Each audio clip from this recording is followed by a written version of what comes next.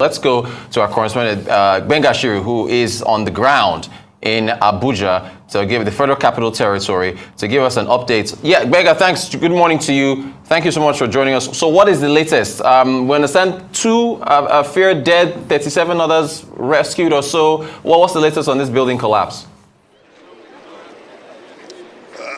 I must tell you, this is quite unfortunate, considering the fact that it was here that was the main theater of the tragic event that happened just barely 5 months ago at Gwarimpa, just about 15 kilometers away from here. And now we are hearing news of a needless tragedy that broke out here just last night at 11 p.m. at the popular Lagos Street here in Abuja, Lagos Street in Gariki in Abuja. And we understand that the building caved in around 11 p.m. yesterday night, and immediately rescue agencies had swung into action to rescue about 37 bodies, in which out of it we understood that 2 were fatally injured. So it's rather unfortunate.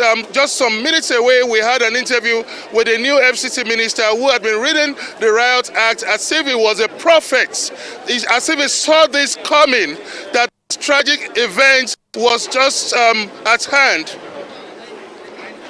Keep going, I can hear you. Now, he said this is really unfortunate, and he also said that when he was reading the Riot Act, he wasn't out to be vindictive, or he wasn't out to target, or it wasn't even politically motivated, but he feels that there is a need for everyone to be secured.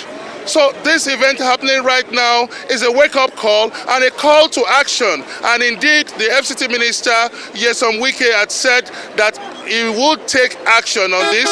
He would ensure that the owner of the property here is arrested, and the relevant authorities swing into actions and investigation is done. He also called for time, that it's rather unfortunate that this is like a rude awakening, because it just resumed barely 48 hours ago and this is happening. So it shows that the FCT minister has his work cut out. For now, the area has been cordoned off. Security agencies, rescue agencies have been here trying to make the most out of the rubbles. For now, like I told you, we understood that 37 bodies were rescued, but 2 were fatally injured. In the collapse realm, when you say someone is fatally injured, I'm sure you know what that means, that is indeed a sad news and a tragic news indeed. So we understood that the 35 remaining bodies had been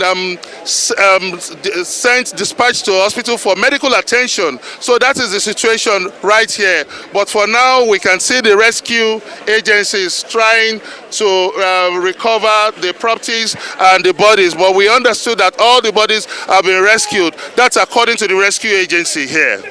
All right, Gbenga, this was a 3-story building, right? So, I mean, what was this?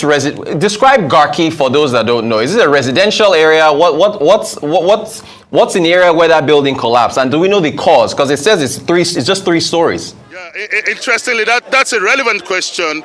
We understood that this area is meant for the Apo resettlement, and all of a sudden it's being used for a different purpose entirely. So the FCT minister has vowed that he would ensure that he restore that plan for Apo resettlement to commence here as soon as possible. So when you look at the area, I wish the cameraman could give us an overview of how this vicinity looks like. You can see that most of the buildings here are emaciated, they are deteriorated, they are in a deteriorated condition, and it's really calling for a desperate intervention right now here at Lagos Street, the popular Lagos Street in Gariki, Abuja. Okay, so it's residential, yes? It's not like, it's a residential area. That's the Apple resettlement you're talking about. That's what we're looking at. It's meant to be a resettlement area. Right. But for now, it's a mixed grill of business and residential area, which is different from the official purpose it is gazetted for. Okay. So the FCT minister, you said something about him going after the owner of the building. Why did it collapse? Do we know why? Do we have any update on why it collapsed? Was it the structure or what? Obviously, apparently, I must tell you that this building is emaciated. This building, when you look at the structure, in terms of the quality of the building materials, in terms of the appearance, I can tell you that it's a great crumbling, standing until the time it caved in. I mean, even the one to the left, or rather to your right, that the camera is panning out, that one even looks like it's tilting. It could fall at any moment. I can conveniently assure you, I can confirm to you that most of the buildings here are emaciated. They are in a worse deteriorating condition. I would let my cameraman give you a glimpse of what the vicinity looks like. Just take a look at what the vicinity looks like. Most of the buildings are obviously emaciated. For a new settlement like Abuja that was created just some few years ago, and most of the buildings are in this state, it shows that they are unkempt, and a desperate intervention is needed in Lagos Street, the popular Lagos Street in Gariki, Abuja.